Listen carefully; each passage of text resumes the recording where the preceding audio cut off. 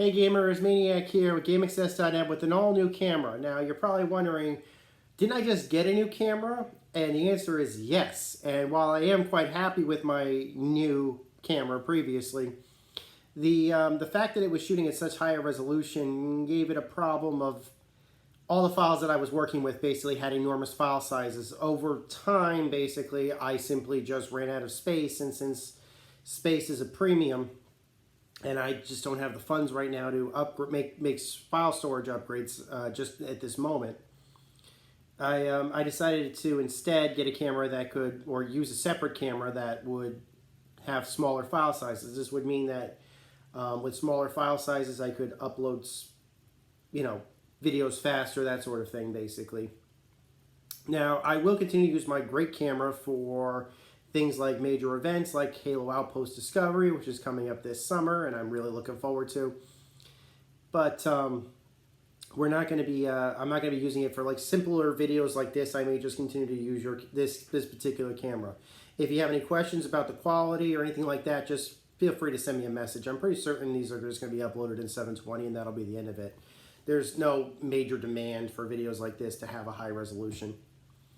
So we're going to be talking about a tale from IT that I've been holding off for a while because it's just a frustrating story all around. It was a frustrating story. It was a frustrating story for me. It was a frustrating story for who I was working for. It took a lot of time to do, a lot longer than I was originally told it would take. And I don't know if a lot of people like hearing just stories that are just bad all around. But, the story, in the fact that it had a happy ending, I mean, the job was completed. I was paid for it, so it's not like the job ended up sucking so bad that I quit halfway through and didn't get paid. That did not happen. We did get the job working, meaning that I was able to get my task accomplished. It just sucked the whole time to get it to work, and it took a lot longer than expected. Now, I got a call to upgrade some servers in server racks in the state of Massachusetts. Now, when I get a call like that, I assume that there is not a single IT person in Massachusetts because I don't live in Massachusetts. Why I get called like crazy for help in the state of Massachusetts is beyond my comprehension, to be perfectly honest. I assumed that Massachusetts actually had people that were there that could do the job much quicker than I did, live closer than I did. But apparently, there are no IT people in Massachusetts. Basically, Massachusetts has to call out to adjacent states to just for the staff required for the companies that are there.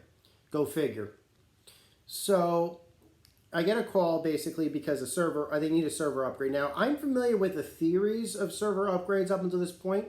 I knew what servers were for. I knew how they worked. Again, on paper. But up until this point, I had never worked with servers hands-on before, at least not servers in this type of configuration before. If I was to work with servers, they would be things like Windows servers, or they would be things like, for web serving, for creating web servers, or for game servers, game hosting dedicated game servers. Mostly just for LAN purposes, not even for external use, because I don't even bother hosting my own web server here because I'm not allowed to. By my ISP doesn't allow me to, so I don't need it. I don't have to mess with my own servers or that sort of thing. Or if I do, they just be for my own private game server use or something along those lines. But these guys had racks, and they intended me to modify their racks, basically upgrade their racks with 2 new servers. Now, right off the bat, this is basically going to get frustrating for you guys. This was certainly frustrating for me because they couldn't tell me specifically what servers, the model numbers of the servers, they were going to be expecting me to install until I literally got there on site. They had literally sent me a phone book in my email with literally a couple dozen, maybe 2 dozen, potential servers. And every server is configured differently from every different manufacturer. And nothing is marked on the servers themselves for obvious reasons. Maybe the name might be on there, but that's about it. So, and they had very specific instructions as to what servers are going to go where, what servers are going to be, what ports of what servers are going to be connected to what. Now, again, all of this is not unreasonable to ask a company to do, but it would have been nice to have been told in advance so that it would take me less time fumbling around with the manuals while I'll get to that later. So I get on site, it's super late at night, just as the site is about to close. They do this intentionally so that they can, minimize downtime, so that they can be up by the next morning, essentially. And I have all the information that I need. I was told print out all of this different documentation, be expected to be carded with your identification, with your work orders, everything else. Expect them to tell you everything, or expect them to ask you for everything and be sure to be prepared to present them with everything. So I came prepared. I even got there like 40 minutes early. So I get there 40 minutes early, and I talk to them, and they have no idea what I'm talking about. I think maybe one person might know. They can't find a manager, of course. So I sit around. Finally, it gets to be time. They still can't find the manager. So I'm literally sitting on my butt for 40 minutes past start time as they try to find where the hell their manager is, or one of the managers that might be able to assist me. Finally, after about 30, 40 minutes or so, a manager does finally come up to me. They at this point, this is the one guy that knows I'm coming. And, introduces himself. Really nice guy. I tell him what I'm for. He never cards me. Never asks me for any identification. And he takes me to my workspace where I'll be working. He takes me to where the servers are. I start looking around, and this room is a mess. There are computers everywhere. People were using the server rack to charge their personal devices like their smartphones and tablets. I don't see any. I see a couple of open slots, but I see no open connections for power or anything like that. The routers are not marked for their port numbers, and I'll get into that later. And there are cables everywhere. Now, most of them are tied down, I'll be honest with you. But there were just so many of them. I'm like, I'm going to be unspooling spaghetti at this point. So I'm told, okay, you can go to work, do what you got to do. So I get in contact with my people, and I tell them I'm finally getting started. Basically, in order to get servers onto a rack, because I know everybody here prefers that I actually tell them what I'm doing as opposed to tell them how the story went. They don't care about the flavor. They've made that quite clear to me. That's not the purpose of this story, but you know what? If you want to know how to, I'll tell you. If you're going to install rack-mounted servers into a rack, there are two possible ways to do it. If you're dealing with a 4-post server, then typically speaking, you would install rails to the side of the server that would come with the server itself. You'd screw them in or bolt them in to the sides of the server, slide the entire server into the 4-post rack, and then adjust and lock it into place. If you are using a 2-post server, which is typically what most of these companies were doing, they were told, look, it might be a 4-post, it might be a 2-post, it's probably a 2-post. Again, that's another thing they're telling me they really don't know, and they're not going to be able to tell me until I'm on site and see it for myself. That's really great. You don't have up-to-date records about your own sites. Even as something as simple as how many posts are on there. But it's neither here nor there. They gave me both. They mailed out both. So I look and I immediately see it's a 2-post rack. So which means I have to install shelves, which they provided me. So I start installing what I have to do to go to get the servers into the rack. And I realized that somebody had tied a very, very, very, very thick 220 cord to the back of the rack where I wanted to bolt. And with no space whatsoever, had zip tied it to the rack mounting bolts. So I couldn't put in there. And I couldn't cut the zip ties because I was worried if I cut the zip ties, I was going to strip the insulation for the 220 plug or a 220 power cable and incinerate myself. So what I did instead was I basically just moved the shelves. So I moved the shelves into an area where I could do it. Unscrewed the shelves, got the shelves in, or screwed in the shelves. That took a lot longer than expected. So I started installing the shelves, and everybody's telling me I'm doing a fine job. So I get the shelves in. It took longer because of the cables in the way. And I realized as I'm trying to move to the back of the rack that there's a problem. Now, when you're dealing with a rack like this of any type, a server rack, a router rack, whatever, the problem is you got to go between the front and the back of it because sometimes you're going to have to be working in the front, sometimes you're going to have to be working in the back. Well, in this case, some idiot, and I don't know who this is, had taken a PC, put it on a teetering edge, no, not a desk, not a table, there was like a stack of like vertically, very thin, she basically took a stack of vertical boxes that were basically lined up against the wall and put the computer on top of it. And then they took cables, which were at stomach high or chest high, depending on how tall you are, and tied those directly into the router ports.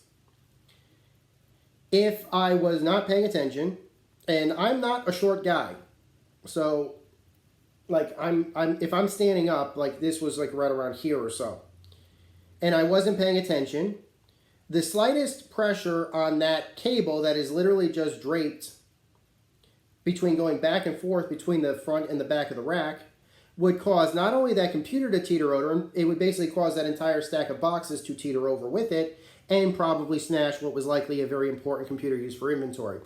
I've been told by my girlfriend this is normal operating procedure for retail. If you do this, you're an idiot. I don't care what do you call it is. A computer should not be stacked on a bunch of sides. At the whole point of the time that I'm working there, I have to be presently keep in my mind specifically. So this is another wrinkle that's adding time to me. Of where this computer is, where the cable is, so that I don't accidentally knock it over and smash the equipment. From what I was told by most of the organizers, including my own people, if that had happened, it would not have been considered my fault. It would have been the fault of whoever put that there. But I didn't want to start an incident while I was there. So, needless to say, this job is already, I've been delayed 40 minutes, basically just waiting for a supervisor to come in just to bring me back there. I'm being delayed by the cords that are in my way that shouldn't be in there and the computer that's in my way that shouldn't be there. So the clock is still ticking. I was told this was going to take a 2-hour job, 2.5 hours to do this job. We had already hit the 1.5 hour port by the time I had even started unboxing the servers, and I am not kidding. So I unboxed the servers. They are the size of each one of them is the size of a refrigerator. Oh, no, both of them together, I should say, is the size of a small refrigerator. The boxes, I mean. So I pull one out. Thankfully, they're marked. But they had stacked them wrong. I was told there were going to be 2 computers, 1 of 2 and 2 of 2, which is normal for any shipping container and that sort of thing. But they, instead of putting them one of 2 and then 2 on, they put them 2 on top. And I was told, no, you have to put the 2 on. You have to put the 2 on the bottom, and 1 has to go on the top. Again, that's fine. But that again added more time because I didn't get a chance to look at them, and I thought they were 1 and 2, so I put them on the wrong shelf at first, so I had to fix that. But I did. So the problem with these servers were once I had them unboxed, they weighed as much as a human being did. And I do not possess the strength to lift a human being. I wish I did. I don't. And I was not told that these things were going to weigh as much as they did. Maybe I could have freely assumed that they were going to weigh as much as they did. But I was basically told, oh, you should be able to lift this yourself. Now, I've worked in companies like the post office in the past, and even they have requirements for how much you'd be able to lift. And this was not on the job description, regardless. So keep that in mind. So I had to ask for help from the people working there, which were, God bless them, they were nice enough to help me, to basically lift these servers, these very, very heavy servers, to put them into place. So I got them into place, again, at this point, we were past the 2 hour mark at this point. Both servers are finally in place. Now they have to be connected. Now, the way these servers are connected are basically they have to be connected by network connections. They have to be connected by power connections. There are 4 network connections. Well, actually, there are 5 network connections on each of the servers, but they only intended for 4 of the network connections to be in use. There were 2 power connections on each server, and they expected, and basically, I'll get into that later. Now, I had already been provided a list of very, very specific connections and very, very specific ports that each particular connection was expected to be connected to. I couldn't just simply take 4 network cables, plug them in, 1, 2, 3, 4, and then, out of 5, I had to, the first 4, I couldn't do that, and then plug them into 4 free connections on the routers that they had, wherever I found it. I would have been fired very quickly if I had done something like that. I was told, no, you have to look for these specific ports on these specific routers, and there were literally at least a half a dozen different routers in this rack. And each one, I think they were using I think they were 42, maybe 48 port switches. And here's the fun part. None of the ports on the routers were marked. None of them. I was told I would have to count out. Okay, so I'm getting ahead of myself. Let me go back. So I get the first router, I get the first server in place, I get the second server in place. Now I want to start getting the first router up and running. I go through my list and I finally determine, okay, this is the specific model number of the specific server. I have my manual, so I know exactly, now that I'm looking at it, I know which server it is. So then I know, well, what are the 4 ports that I'm going to use? Now, I was provided a separate sheet. It's basically like Indiana Jones. With I have to use I have to make sure that I have a stick that's the right length. I have to put the amulet on top of the stick, and then I have to find exactly the right hole on the thing, and it has to be the right time. Basically, this is how I am right now with all of these manuals that I've been provided. I've got the amulet. I'm getting the stick. I'm trying to find the exact peg that I have to use. And I have to wait for the right time. It's really frustrating. But at the very least, I am in contact with somebody that made these things. And while they're not there, they're able to walk through it with me. Fine. He's constantly telling me how frustrated he is with how slow that I'm going. And at this point, I'm getting frustrated with how slow this is going too. But I'm also getting frustrated with basically trying to tell him this is not my fault. And basically, this job, this particular job is not... I keep getting thrown wrenches here. It's not his fault, of course. It's not his fault. And that's why I was being very conciliatory to him. But the reason why it was taking as long as it was because of all of these little hitches that kept coming up. Which, if you're a person who works in any type of craft, any type of contract work, whether it be building houses or upgrading stuff or fixing electrical, fixing plumbing, I'm sure you've come across similar problems. So you'll get plenty of praise from me. It happens in computers too. So I read out specifically which ports are going where. The guy confirms it. So I start checking the routers. Now the routers themselves, thankfully, are marked. And the guy tells me what each of the markings mean. So I basically, at that point, I'm like, well, I found the router that you want to connect server 1 to. I found the specific router. But these ports aren't marked. He's like, oh, no, they're not marked. You'll have to count them out. Start from 1 on the left, and the odds are on the top, and the evens are on the bottom. Now, these routers were made by Cisco. Whoever invented these routers, I hate you. Make no mistake of that. I hate you. There were, on 48 freaking, and by the way, I just want you to know that maybe this would have been easier if they were at the, if the particular port connections that I had to use was like 1 or 2 or something like that.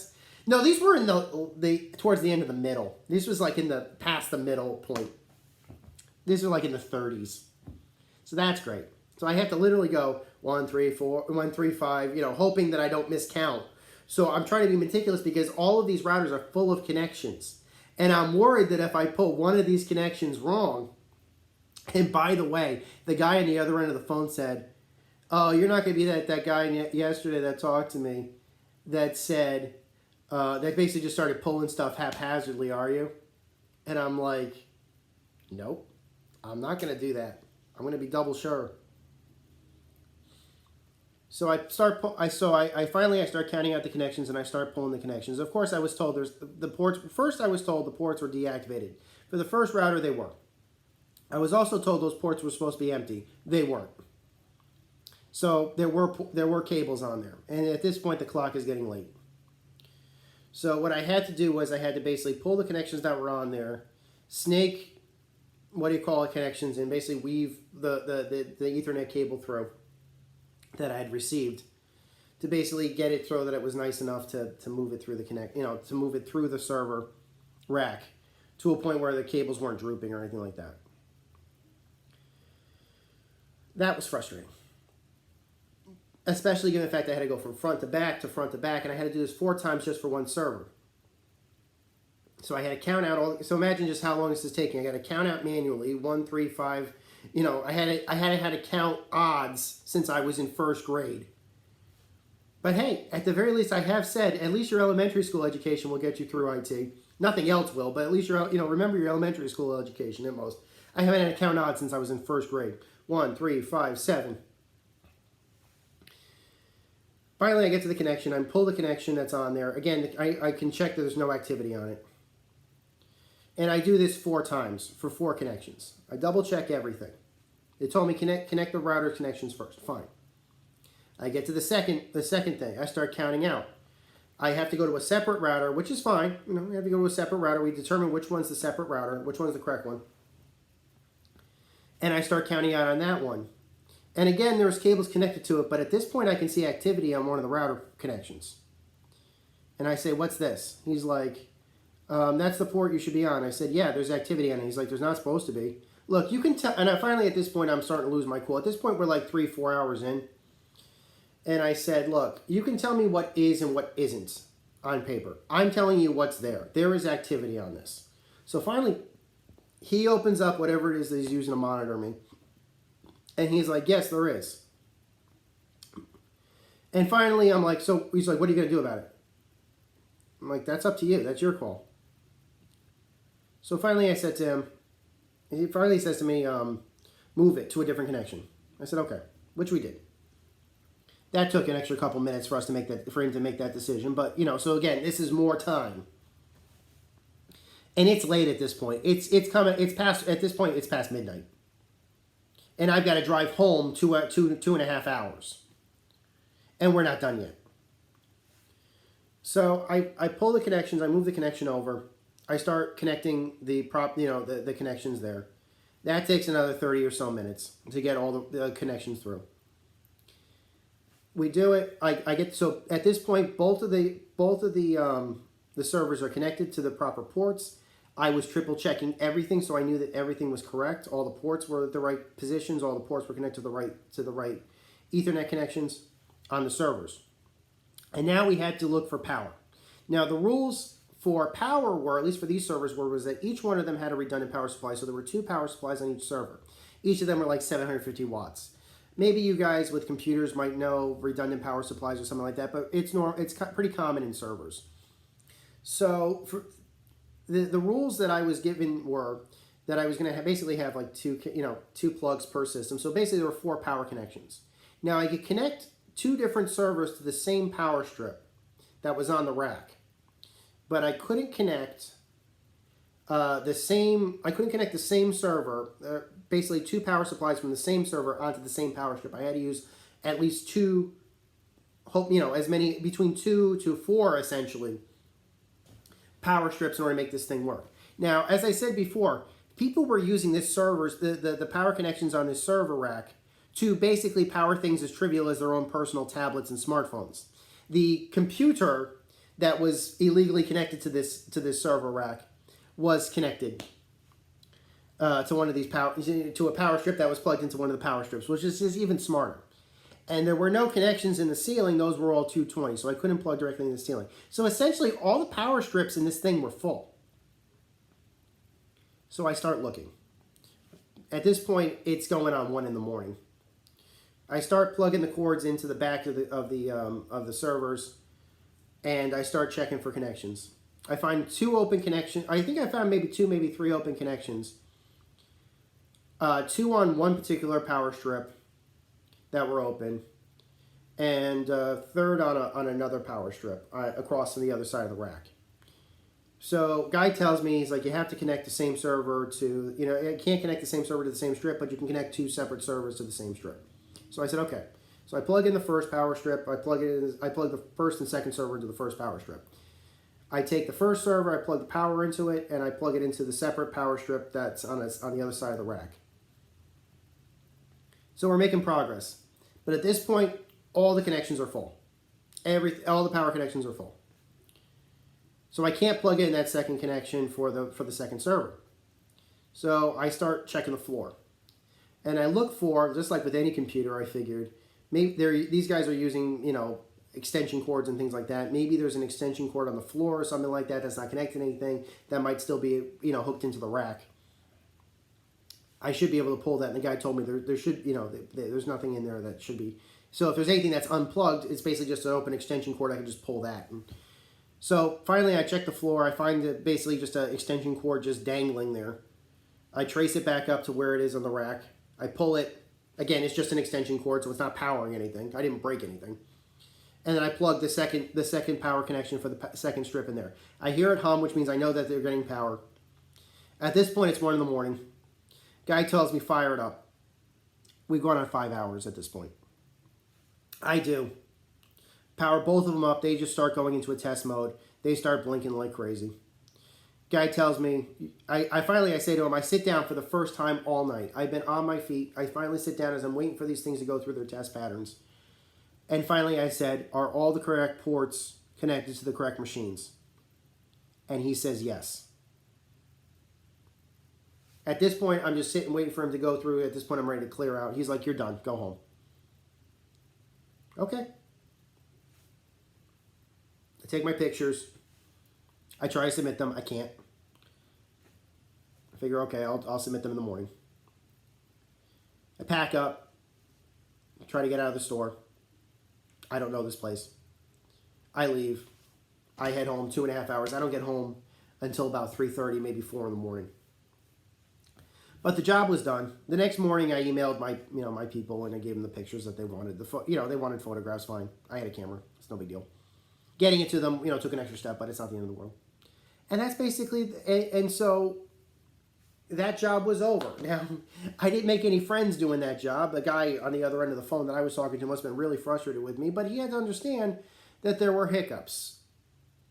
It is what it is. It took 5 hours to do a job that should have normally taken 2.5 hours. I'm the first person to say that. But I'll tell you this, when I turned those systems on, they worked. They were connected properly. He confirmed it with me. And from what I've been told by everybody, the job was, it took an hour longer than we expected but you did do the job. The job was completed. You did everything we asked you to. So the job, and I got paid for it. I got paid what I was told to get paid. So it is what it is. I haven't been eager to work with servers ever since. Maybe in the future I might build one of my own. I don't know. It does look fun. If I was to use servers for that sort of thing, I'd probably want my own space. Maybe I would use I would definitely use them for either local web servers, local only, or for maybe a media server, or most likely game servers. Dedicated game servers, that sort of thing. Well, hopefully this video did something for you guys. I guess you would just say maybe we should make this the most frustrating job I ever had in IT. So until next time, my name is Maniac with GameAccess.net. Take care, over and out.